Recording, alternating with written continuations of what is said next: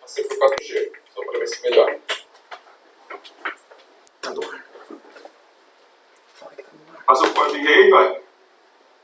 Tá ouvindo melhor ou não? Mesma coisa. Os instrumentos agora é Pode ficar mais. Melhorou até um pouquinho.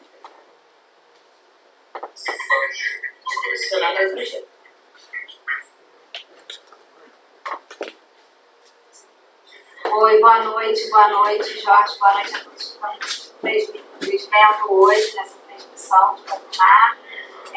Nós vamos falar um pouco sobre o processo de internacionalização de empresas. O nosso objetivo aqui hoje é mostrar a internacionalização como uma modalidade ou como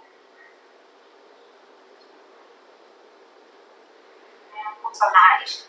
A gente está tratando, na verdade, as finanças internacionais, elas, dentre outras atividades, né, a gente pode pensar no investimento que é feito no exterior como um compromisso de longo prazo, ou seja, um investimento, um aporte que a empresa faz, ou adquirindo outras empresas no exterior, ou mesmo montando uma nova operação em outro país. E como que esse aporte de longo prazo a gente trata ele, quais são as motivações, como que a partir daí a gente consegue ter transferência de conhecimento, acessar conhecimentos que muitas vezes são restritos, localizados em determinados países e regiões, dentro cada vez mais integrado, em que a gente tem efetivamente atividades produtivas e atividades tecnológicas e geração de conhecimento dispersos pelo mundo. Tudo bem, Jorge? Quando a gente está pensando nesse processo de internacionalização das empresas, a primeira questão que vem à nossa mente é um pouco por que uma empresa se internacionaliza. O que ela vai fazer no exterior, o que ela busca dentro desse processo. E a gente, como gestor ou como membro de uma empresa, tem que entender esse processo. É importante entender o que ela está buscando. Basicamente, a gente vê que as empresas, ao se internacionalizarem, elas buscam muitas vezes acessar novos mercados.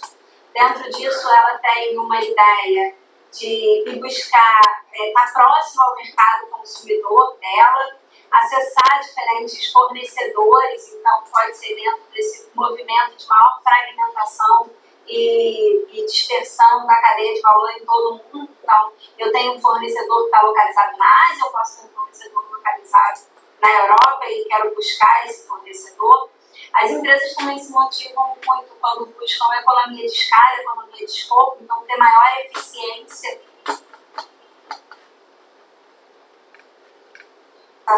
produtiva em todo o mundo. A gente pensa cada vez mais, e a gente vê que as empresas nesse processo de internacionalização buscam cada vez mais também acesso à tecnologia e acesso a conhecimento. Então, quando a gente olha para o mundo, a gente vê que o conhecimento ele é disperso nas diferentes regiões e a gente vê também que ele é muito concentrado em algumas cidades, em algumas regiões específicas. Então, parte do movimento de internacionalização da empresa é se colocar nessa região para conseguir acessar esse conhecimento que está localizado. Pode ser um diferencial competitivo daquele país, muitas vezes de uma cidade dentro de um país, e que aí vai formando um aglomerado. Tem muitos exemplos, a gente pode pensar em regiões da França, a gente pode pensar em regiões da Alemanha, da Europa, pensar em regiões onde tem conhecimento muito específico, busca ali. E por que isso é interessante? Porque as empresas elas não estão mais só deixando espalhadas pelo mundo as suas atividades produtivas. Hoje a gente vê que a empresa também atua com uma rede internacional de inovação. Essa rede internacional de inovação, ela está buscando capturar o conhecimento que está presente nos diferentes lugares. E aí, quando a gente pensa dessa forma, a gente pensa que o processo de internacionalização de uma empresa é fundamentalmente um processo de transferência de conhecimento. É claro que quando a gente analisa, né, o processo de transferência de conhecimento, a gente está analisando que a empresa, ao operar nas diferentes regiões, ela acessa as práticas gerenciais que existem naquelas regiões, então dentro de um processo de internacionalização produtiva muito claro, e ela acessa as competências tecnológicas e as competências especializadas de conhecimento que também tem dentro das diferentes regiões do mundo. Isso é muito interessante, porque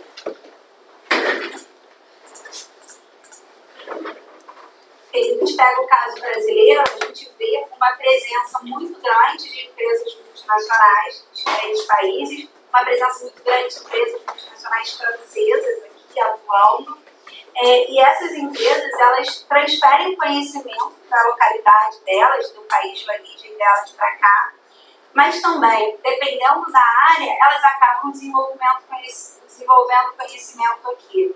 Por que isso? Porque são áreas, muitas vezes, que são específicas. O país tem necessidades próprias e que ela precisa fazer esse desenvolvimento tecnológico, esse desenvolvimento de conhecimento.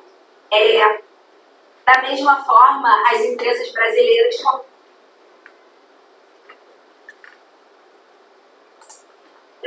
existe todo o processo de internacionalização das empresas brasileiras.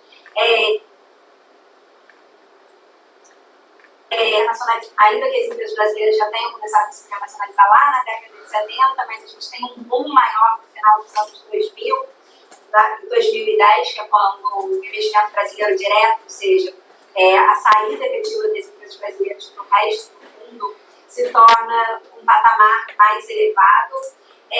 E esse processo também é muito interessante, porque a gente consegue acompanhar empresas que são fundamentalmente mais maduras, empresas de grande porte, empresas que cresceram no mercado brasileiro com diversificação de produtos aqui e que depois buscaram essa internacionalização, que depois elas foram efetivamente para outros países e foram dentro da internacionalização, tanto colocar estrutura produtiva quanto buscar conhecimentos específicos que estão nos diferentes países. Esse movimento da internacionalização das empresas brasileiras, ele tem um fato que é muito interessante, porque a gente percebe que as empresas que se internacionalizaram são empresas que acabaram gerando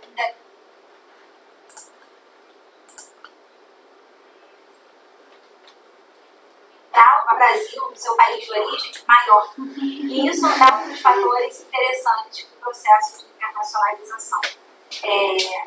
Quando a gente está pensando numa empresa e numa definição de empresa a partir de uma definição de um conjunto de recursos, ou seja, a gente não está mais olhando uma empresa só como as suas áreas funcionais estantes, sua área de financiamento, seu RH, mas como um conjunto efetivo de recursos, de competências, de capacidades, de know-how. Todo esse processo de finanças internacionais, de investimento de longo prazo,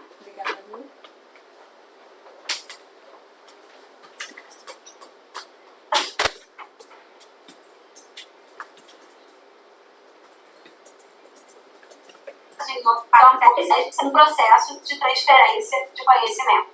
É essencialmente um processo onde a empresa investe no longo prazo, começa a atuar no outro país, pensando em retorno de longo prazo, insere essa atuação transfronteira ou essa atuação no exterior dentro da sua estratégia e, a partir daí, ela consegue montar o portfólio dela, ela consegue montar as operações dela em todo o mundo, pensando o que efetivamente ela pode aprender ou levar de inovação para os outros países. É muito interessante a gente olhar efetivamente o papel das empresas que são oriundas, ou seja, que nasceram em países em desenvolvimento e que fizeram esse processo de internacionalização mais tardio.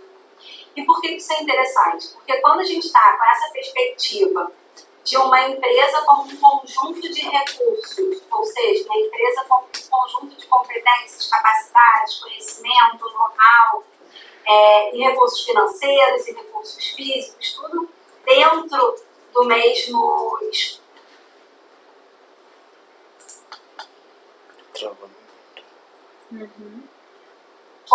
Mas o meu celular Quando ela vai a internet está aqui. empresa de um país em desenvolvimento, significa que esses recursos da empresa, esse conhecimento que a empresa tem hoje, de certa forma, eles foram moldados ou eles começaram a ser desenvolvidos a partir das características que a gente vê no mercado doméstico de atuação da empresa.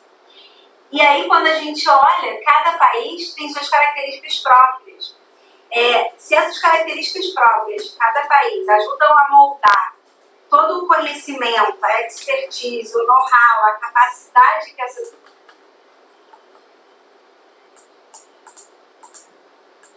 empresas têm,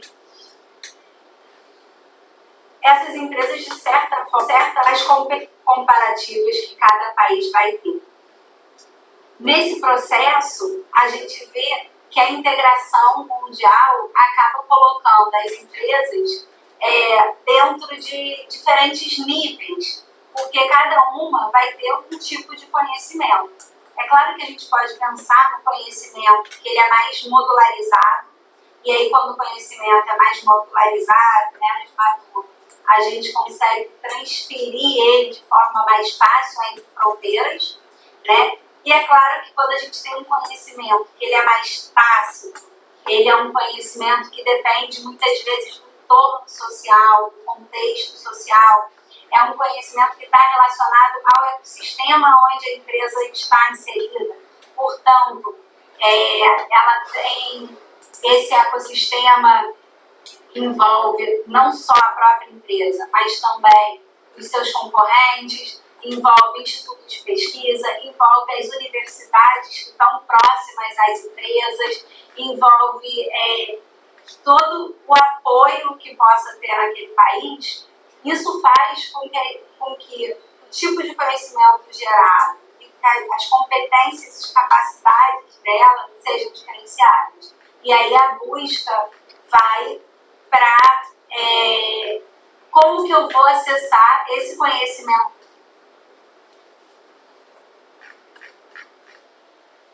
que tão localizado em uma determinada região.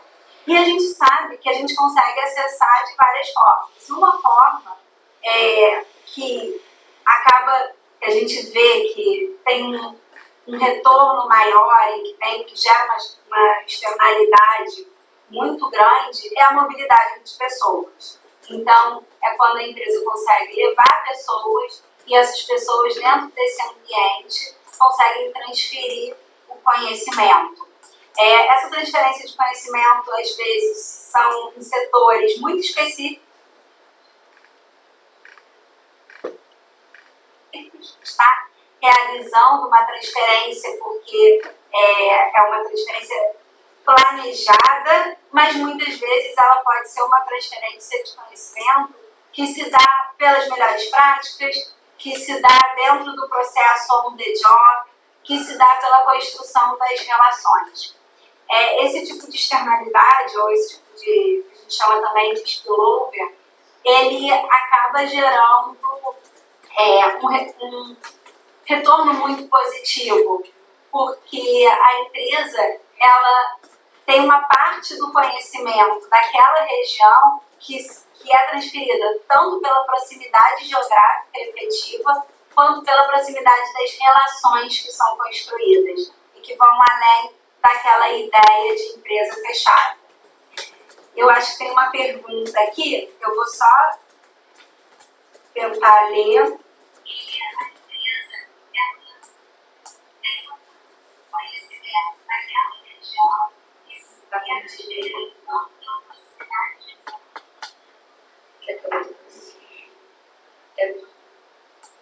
Tá. Tem uma pergunta que diz se eu acho que a função das finanças nesse contexto carrega um conjunto de e conhecimentos que deve ser transferido. E o novo perfil das finanças focado em conectividade na navegação está mais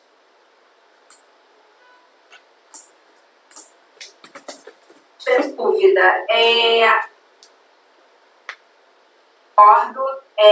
No seguinte sentido, quando a gente está pensando num processo de finanças internacionais, necessariamente o profissional que está envolvido dentro dessa área, ele tem que estar conectado com as outras regiões. A gente, numa decisão de finanças internacionais, se a gente está pensando dentro do escopo de investimento, mesmo que a gente pense ou investimento de longo prazo, ou investimento de curto prazo, de portfólio, né? De longo prazo e com, vamos dizer, um poder de voto maior que 10% de termo direto. No caso do curto prazo, a gente está falando de investimento de portfólio. De qualquer forma, é um profissional que ele tem que estar ligado e ele tem que conseguir estabelecer relações para ter a possibilidade de fazer a transferência de conhecimento. Vários estudos empíricos, no caso específico do investimento de termo direto, mostram que toda essa transferência é maior quando a gente tem um conhecimento que seja mais tácito, então que ele dependa muito de conteúdos relacionais, de conteúdos que são difíceis de serem codificados. Ele vai ser maior a transferência se existe uma proximidade geográfica, se existe uma proximidade relacional, inclusive de conhecimento da cultura, né? Há um tempo, tem uma das correntes do processo de internacionalização da empresa que diz que as empresas buscam se internacionalizar primeiro para aqueles países que elas têm menor distância cívica. E o que isso significa? São aqueles países que o gestor, de alguma forma, profissional que está lidando dentro das finanças internacionais, ele conhece, ele tem alguma relação cultural, ele muitas vezes ele conhece o idioma, ele conhece como que as instituições funcionam, porque são muito importantes. E aí ele se sente mais confortável, ele minimiza o risco dele e aí se predispõe a se arriscar e a investir no país em que ele se sente psiquicamente mais próximo. Então, existe toda uma teoria dentro de internacionalização de empresas, dentro de investimentos de termo direto, que mostra que um tipo de empresa, uma categoria de empresa, busca esse tipo de relacionamento. E existe outra que eu acho que a gente pode pensar um pouco de forma complementar, né? Cada uma está olhando um pedaço ou um tipo de empresa, ou empresas que conta também que a vivência internacional do empreendedor auxilia muito na tomada de decisão do projeto de internacionalização. E essa vivência internacional não necessariamente é só você morar fora, né? No país, a gente pensa isso. Mas é ter contato com empresas internacionais, é conhecer outras culturas, se relacionar com pessoas que venham de outros países e que tenham modos de pensar diferentes. E a partir disso, a tomada de decisão acaba sendo muito mais propícia para a internacionalização ou dentro das finanças internacionais, considerando essa gama de questões. Tem mais uma pergunta aqui que eu vou ler. Há na atualidade muitas assimetrias na ordem financeira mundial. Qual é o impacto desse desequilíbrio na internacionalização da empresa? Ótimo, adorei. Por quê? Quando a gente analisa o processo de internacionalização das empresas, é muito interessante a gente ver que existe exatamente uma simetria muito grande na inserção das empresas no cenário no contexto internacional. Quando a gente olha as empresas vindas de países que a gente pode chamar de países desenvolvidos,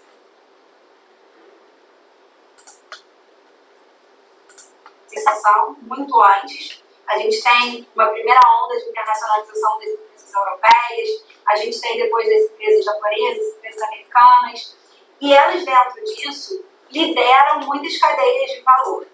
Quando a gente vai olhar o processo de internacionalização das empresas oriundas que saíram dos países em desenvolvimento, elas participam já de um segundo momento. Elas se internacionalizam já de uma forma mais tardia. Então, a inserção delas dentro da cadeia de valor em muitos setores, não todos, mas em muitos setores, é de um modo que a gente...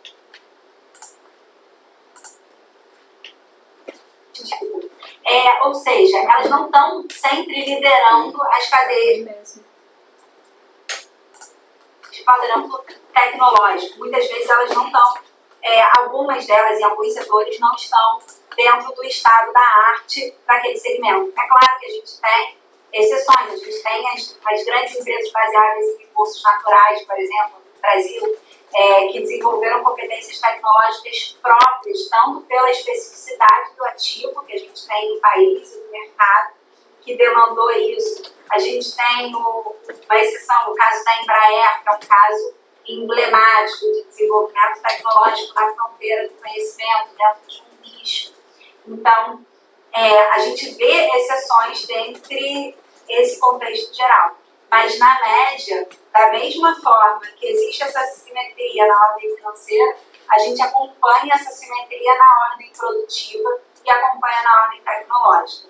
E aí tem um estudo que eu acho que é muito interessante, que ele mostra, ele diz que o mundo não é plano, né? O mundo é pontudo, ele é spike. Por quê? Porque o conhecimento efetivamente está concentrado em menos de 5% das cidades. Então, quando a gente olha isso, a gente vê que ele está homogeneamente distribuído, mas ele está nos grandes centros geradores de conhecimento.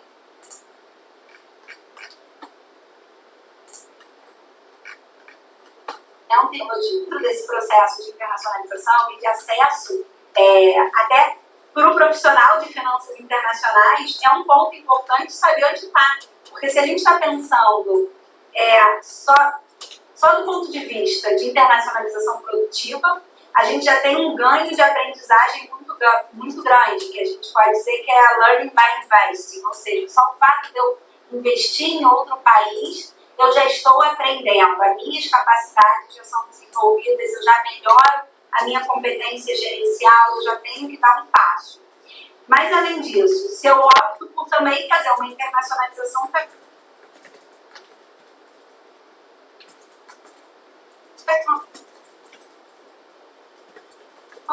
então está todas as necessidades daquele país, que é o caso quando eu estou buscando só o mercado, só está próximo do mercado consumidor. Ou eu posso optar por desenvolver novos produtos e novas tecnologias a partir do conhecimento daquele país. Isso tudo tem que entrar dentro do processo de tomada de decisão do profissional de finanças, internacionais especificamente, que é o que a gente está pensando aqui hoje. Jorge? Só para dar alguns exemplos. Eu não estou ouvindo. Não está chegando? Voltou ou não? Agora sim.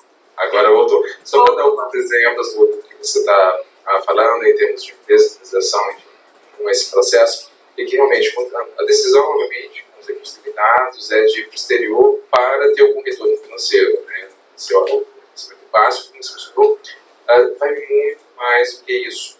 Então, o mais interessante é que aquela empresa do Brasil esteja aberta para ir para o exterior, não só para ter um retorno, mas que, na verdade, ela não vai levar a pessoa para aprender muitas outras coisas, é ter um ganho principal. Aqui eu estava na semana passada, por exemplo, um ex-diretor de marketing da Louis Vuitton, que ele teve a decisão de ir para a China, ele abriu a primeira loja da China, antes da fenômeno Apple Store.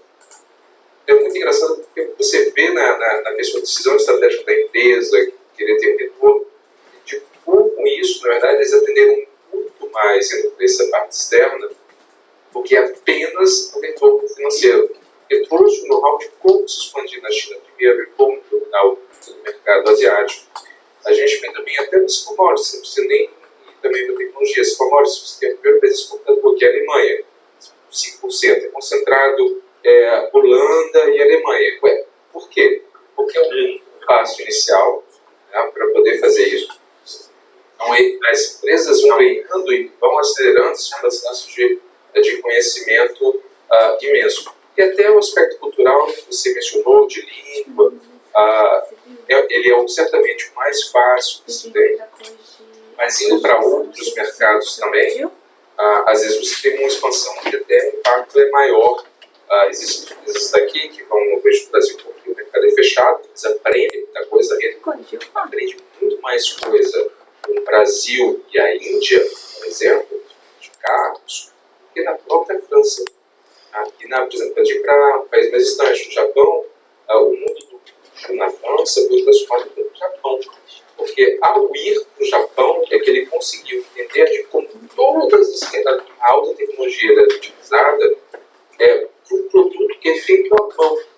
Esse produto que hoje é feito à mão, só um maior grupo de luxo, por exemplo, é uma empresa de 60 bilhões, pouquíssimos empregados, pouca gente, gerando 60 bilhões, que é feito à mão. E você nunca conseguiria adquirir isso na França e na Itália se não tivesse, você dava a cara para ir para um país que é extremamente perfeccionista, bem diferente em termos de cultura, que lá dominou o mercado, teve um ganho financeiro, mas que transformou, um produto que teria um cuidado especial, poderia ter diferença entre pessoas, mas no final, independente de quem fizer, vai estar lá com qualidade suprema. Eu sou alguns exemplos para ver como essa parte da organização de finanças nacionais ainda possível você são brilhantes didaticamente, tem impacto concreto quando a pessoa vai para o exterior ou faz esse processo de acompanhar a vida de empresa. Pode dar errado quando a gente acha que a gente já sabe tudo e vai dominar o mercado. Quando você dá a possibilidade de aprender, de expandir, aí você tem a possibilidade de ficar nesse 5% que realmente abre muito mais portas. Perfeito, Jorge. Acho que assim, seus exemplos foram perfeitos, que realmente ilustram muito o que a gente está conversando aqui. E aí, quando você falou do caso da Luiz com a China, eu acho que a China, nesse caso, é muito interessante, porque a partir da entrada das empresas multinacionais lá,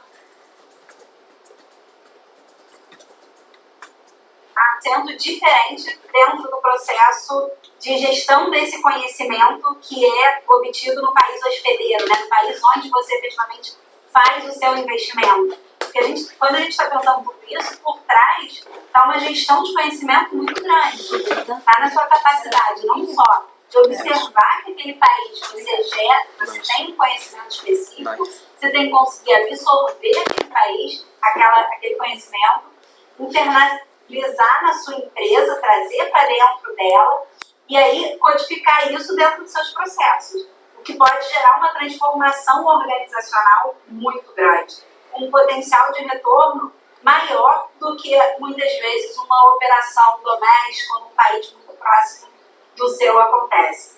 As empresas que foram para a China vivenciaram muito isso, e que principalmente aquelas que começaram, foram na primeira onda.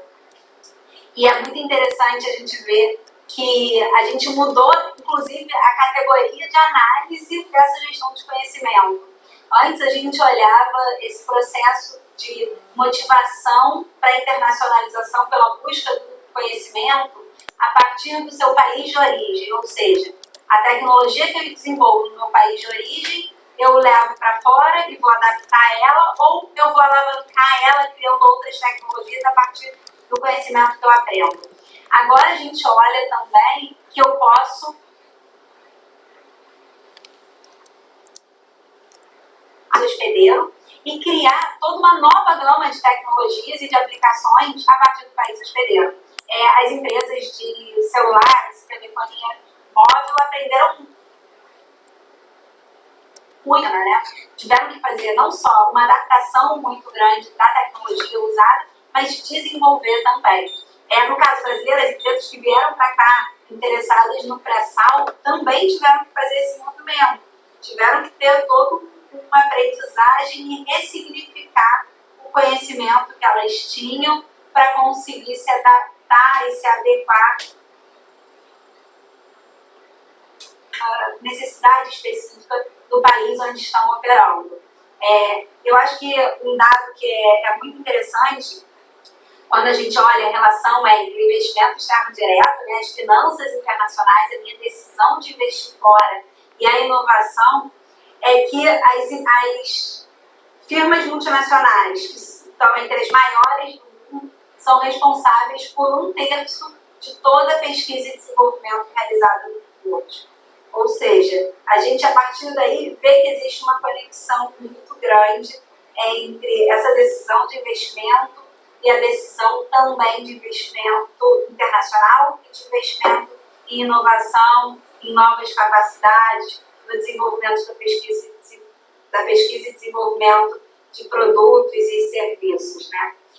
Operar em diferentes países não é fácil, não é trivial. Demanda um esforço e uma intenção muito grande da empresa dentro disso. Então, acho que esse é um ponto interessante também para o profissional que atua em finanças internacionais pensar. Qual é a bagagem que eu preciso ter, que eu preciso construir para conseguir operar e para conseguir pensar nesse mundo super conectado, globalizado, mas ao mesmo tempo assimétrico, com conhecimento localizado, com muitas forças paradoxas. Assim, ao mesmo tempo que a empresa tem toda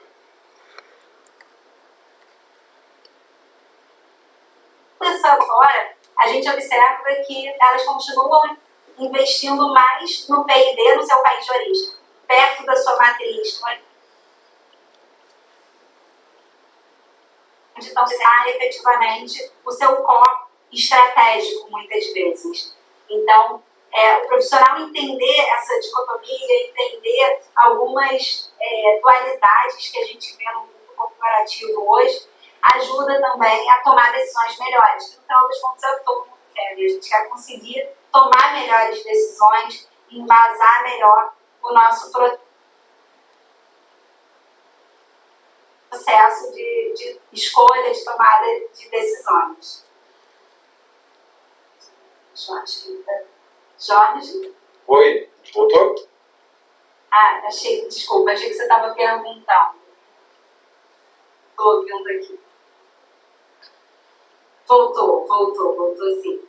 Perfeito, só então, acho que vocês se permitem também nos exemplos das multinacionais, e hoje as multinacionais também têm um movimento interessante, que elas não necessariamente estão apenas investindo ou se mobilizando nesses investimentos intensos, implementando indústrias, né? Elas estão atentas aos novos movimentos, às vezes pequenas e médias empresas, e também ligadas à alta tecnologia. Tenho certeza que também isso acontece no Brasil, por exemplo, no caso das novas empresas bancárias que estão surgindo. Aqui a gente tem um caso muito famoso, o N26, né, o primeiro banco, enfim, apesar de não criado por banqueiros, mas sim por estudantes, ou por ex-estudantes de mestrado, com uma visão completamente diferente, né, de como fazer um celular uma coisa agradável, ter um banco agradável, um celular como todo. Eles fizeram foi o user design e depois criaram um banco atrás disso. Escolheram, por exemplo, os Estados Unidos, outros países escolheram a Suíça e a Alemanha como base, e hoje acho que uma captação imensa da área, esses bancos daqui, para poder tocar. Então, essa própria parte de expansão que você mencionou, né, nossa, tem muito conhecimento.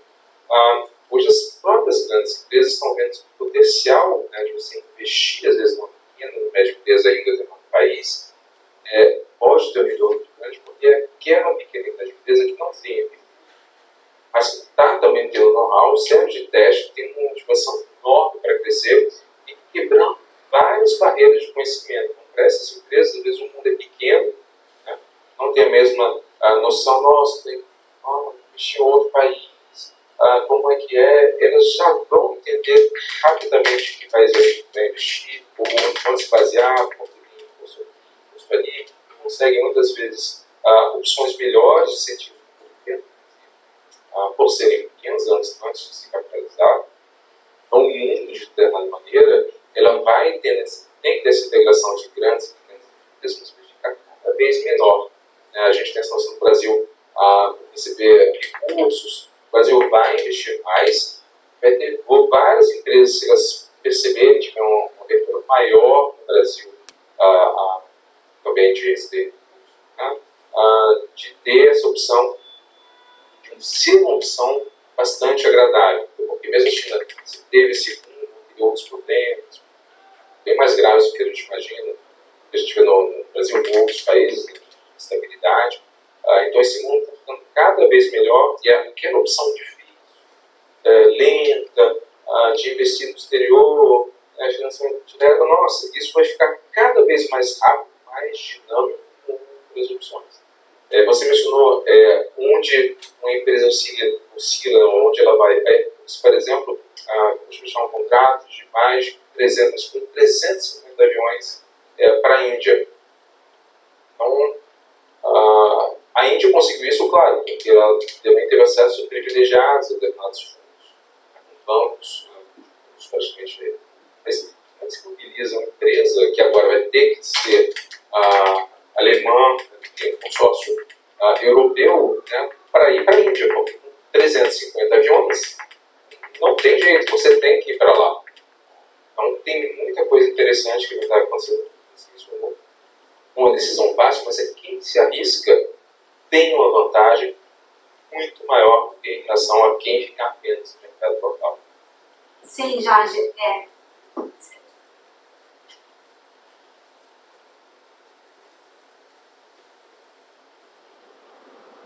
Sim, não, eu acho que você tocou num ponto que é muito interessante, que são essas novas empresas que estão surgindo com um dinamismo muito grande, né? Tem um movimento que a gente chama, inclusive, de Born Global, ou seja, são aquelas empresas que já nascem globais. Elas não passam por todos esses estágios de desenvolvimento que as multinacionais, entre aspas, clássicas passaram, mas elas já nascem com uma mentalidade global. O empreendedor, ele não está pensando em qual é o país de origem dele para depois fazer o processo de internacionalização. Ele está pensando onde tem oportunidade, onde eu posso me colocar da melhor forma possível para que o meu produto atinja um mercado ou ao propósito, né? Muitas vezes é o propósito, inclusive, que move esse empreendedor, que eu quero atingir. Então, é um movimento que eu concordo com você, que vai ser cada vez maior. Acho que a gente está num mundo mais dinâmico nesse sentido, em que as empresas acabam olhando onde é melhor eu estar e não necessariamente esperando atingir um estágio de desenvolvimento para se internacionalizar. E aí a mentalidade do gestor tem que acompanhar isso, né? Tem que estar dentro desse movimento. Geralmente essas empresas Born Global são fundadas ou são levadas por empreendedores que têm um mindset global, que eles conseguem enxergar o mundo como um portfólio de oportunidades. E aí eu não estou preso dentro de uma fronteira. Eu tenho aquelas oportunidades e eu vou onde eu puder aproveitar melhor as minhas oportunidades.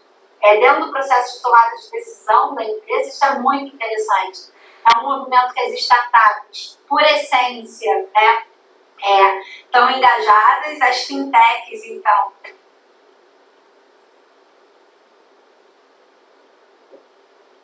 tem todo sentido. A gente vê em fintechs que a gente tem 2, 3 anos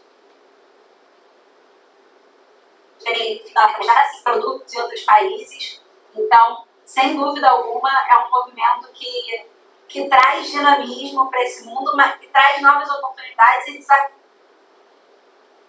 preparado também para enfrentar e para conseguir dar o formato adequado. A gente tem mais uma pergunta?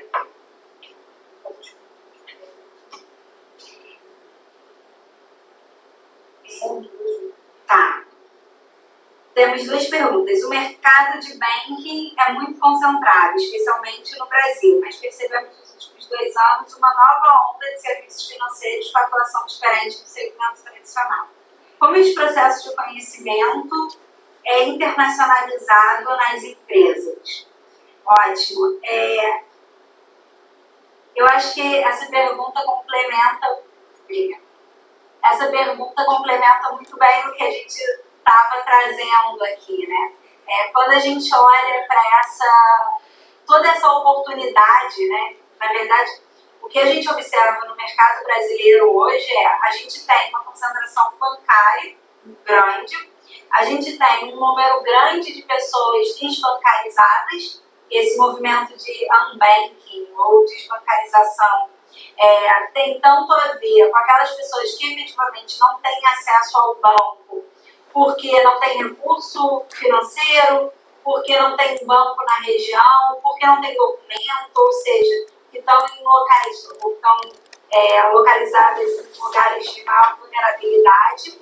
Mas a gente também tem um movimento de unbanking, ou de desbancarização, de pessoas que querem sair dos bancos tradicionais, que não estão, de alguma forma, sentindo que suas necessidades são 100% satisfeitas ali, e buscam outras soluções, e buscam essas novas soluções que estão saindo, de uma forma geral, a gente está chamando de fintech, né?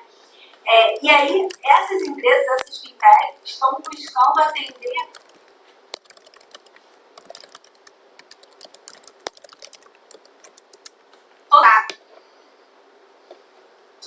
porque dentro desse potencial de mercado, elas estão vendo que não é um movimento só localizado no Brasil, mas é um movimento que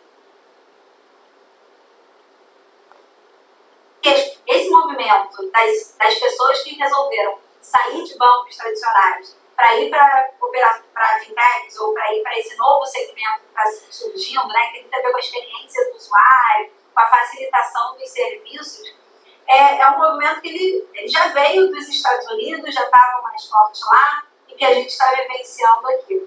E são empresas que elas já estão buscando de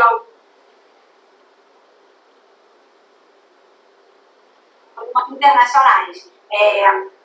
Esses braços internacionais, às vezes, são investidores internacionais que estão aportando capital aqui para o desenvolvimento e para a atuação, para a ampliação dessas empresas, para que essas fintechs se desenvolvam num ritmo mais rápido. E aí é um movimento muito interessante de investimento do exterior aqui em novas empresas que estão mudando a cara de um segmento tradicional. E também elas estão começando a buscar a operar em outros países. Elas estão vendo, bem, se as dores que nós temos aqui, de falta de acesso a mercado, ou que as pessoas são desbancarizadas por várias questões, se elas existem em outros lugares, e a gente está atendendo bem as dores daqui, eu posso atender essas dores em outros lugares também. E aí também dentro de um processo de internacionalização. É claro que nesse caso, né, quando a gente está pensando em pessoas que não têm acesso ao banco tradicional, pode ter elementos culturais muito específicos de cada localidade, ou elementos conjunturais muito específicos de cada localidade, que faz com que a empresa tenha que ter um esforço de adaptação muito grande para atuar naquele outro país. Se a gente olhar, por exemplo, o perfil dos desbancarizados no Brasil e na Índia, a gente vai encontrar semelhanças, é verdade, mas a gente vai encontrar também aspectos culturais que diferenciam, porque eu preciso ter, de alguma forma, a operação naquele outro país e entender aquela operação.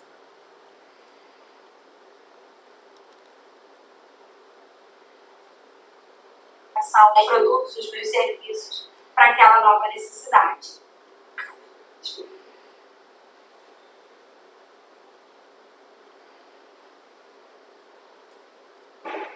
Mais alguém tem alguma pergunta? Jorge? Só para complementar também essa parte bancária. Jorge, mais alguma questão? Só para complementar a parte bancária que você mencionou aí, realmente bem interessante, porque hoje não tem uma conexão forte entre o Brasil e a Índia, mas ambos têm muito a aprender e muita coisa para cooperar também, que é bem interessante. Mas, realmente, esse movimento de ir, de conhecer, de ver, que acaba tendo uma expressão que acaba sendo bem complementar.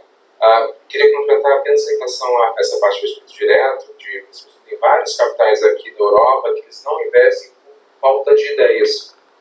Né? Então, às vezes, existem fundos aqui que a gente conversa com algumas pessoas que eles investem em projetos que são médios por falta de projetos em credibilidade. Hoje tem um fenômeno do white branding, tem uma colega, professora minha aqui que está em Shenzhen, que a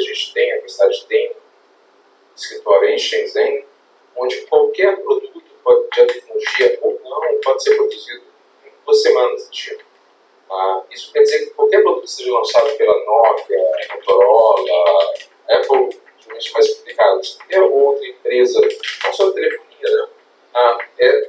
Elas não têm exclusividade. Então, eu quero fazer um headset com uma característica típica do brasileiro.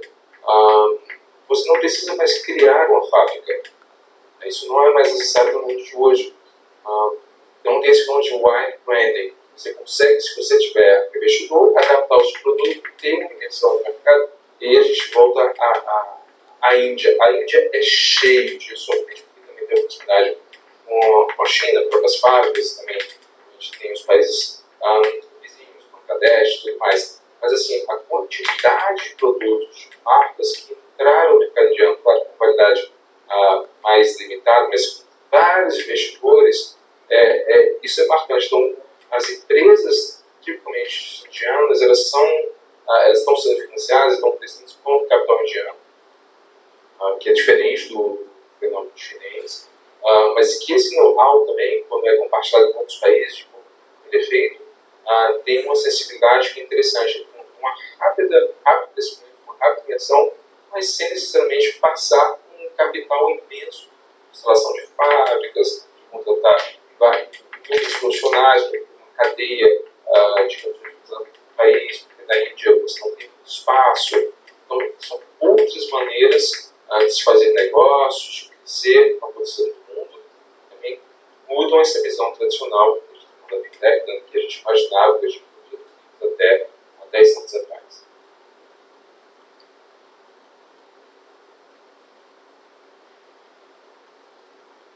Acho que, na verdade, a gente está caminhando para um mundo muito novo, né? Acho que a gente vai ter cada vez mais possibilidades diversas, interessantes, casos diferentes, em que a mobilidade vai ser muito importante. E aí a gente está pensando em mobilidade de gente, mobilidade de conhecimento, mas também a mobilidade de capitais, que hoje já é determinante dentro de toda a estrutura que a gente está conversando aqui, né? Nada disso que a gente está falando tem sentido ou tem possibilidade se a gente não está pensando na mobilidade de capitais para conseguir realizar e fazer esse tipo de ações. Então, super concordo. A gente vai fechar por aqui. Eu agradeço muito a presença de todos, as perguntas que foram ótimas. Jorge, agradeço muito os seus comentários. Acho que para mim foi uma experiência muito boa, muito gratificante poder estar aqui com vocês falando desse assunto que eu sou apaixonada, assim, eu adoro. Eu acho que é cada vez mais crucial para a gente conseguir entender o mundo de hoje, para a gente conseguir entender não só a dinâmica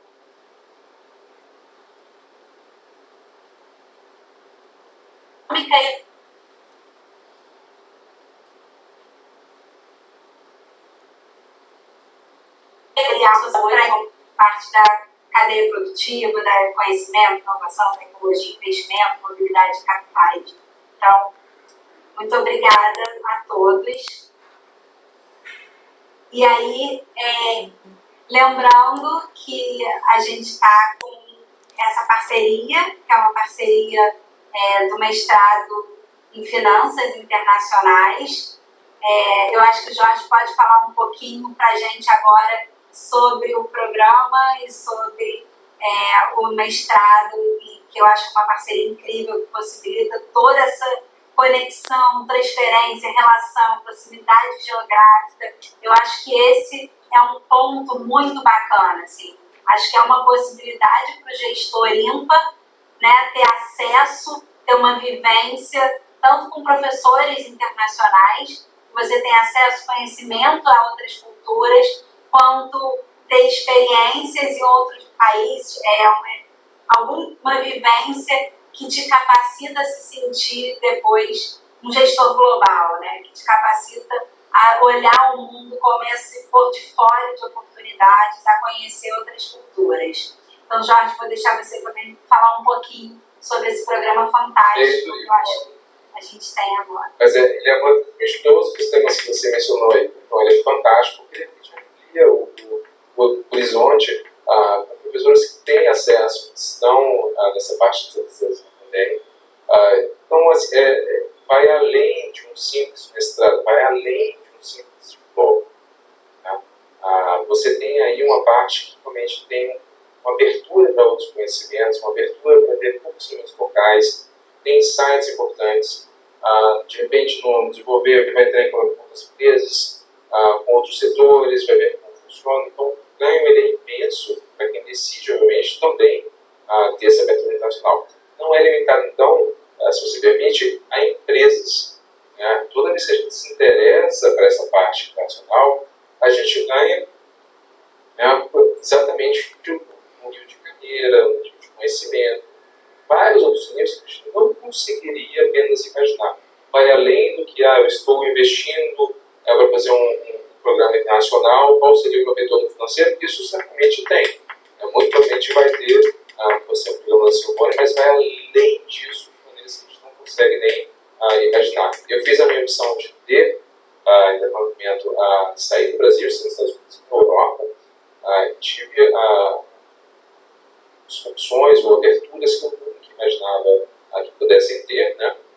Mas também ligado, claro, à competência, a entender quais são as dificuldades que estão diante da gente. Então, essa exploração, o convite é essa exploração, por exemplo, os que podem estar interessados nesse programa, aliado a todo o know-how que tem já no IBMEC e o insight, né, que a gente está falando da parte moderna, de fazer um programa internacional não é apenas ter o programa internacional, é como ele é feito.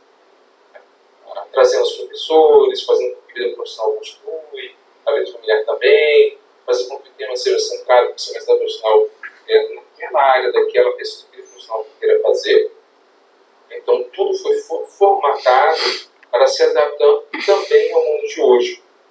Então, digamos, estamos também na vanguarda dessa internacionalização de programas que não tem lugar nenhum. Como é que está trazendo para todas aquelas pessoas que possam estar interessadas. A Sorbonne, obviamente, é conhecida mundialmente. Né?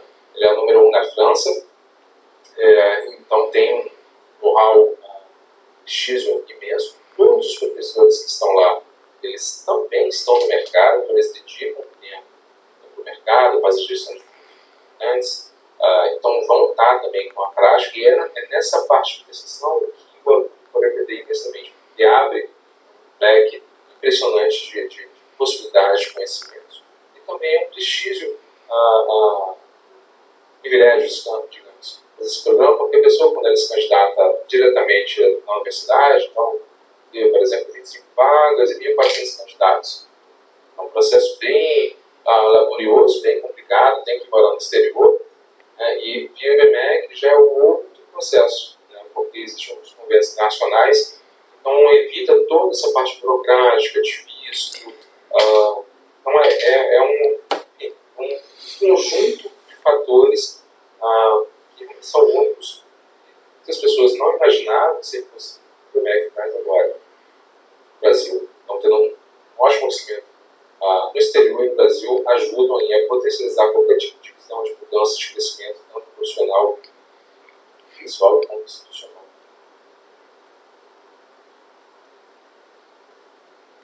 Perfeito, Jorge, eu concordo. Acho que é uma oportunidade ímpar, inovadora em todos os aspectos.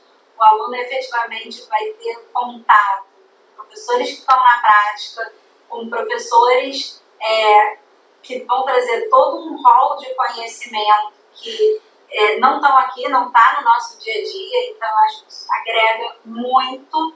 É uma experiência única, com todo o prestígio de Sorbonne e a qualidade que, enfim, a gente dispensa apresentações, né? Acho que a gente conhece, e essa oportunidade de ter uma experiência internacional. Eu também tive a oportunidade de ter algumas experiências internacionais em diferentes países, e assim, para mim foi uma mudança muito grande, não só na minha carreira, né? Acho que na carreira sem dúvida, mas na minha formação como profissional, na minha atuação, na forma como eu vejo o mundo. Então, concordo que é uma oportunidade imperdível. Parabéns a vocês que estão tocando esse programa tão inovador e com tantas possibilidades. Muito obrigada a todos. Agradeço muito por terem ficado aqui nos ouvindo. Acho que foi uma oportunidade muito bacana. E boa noite.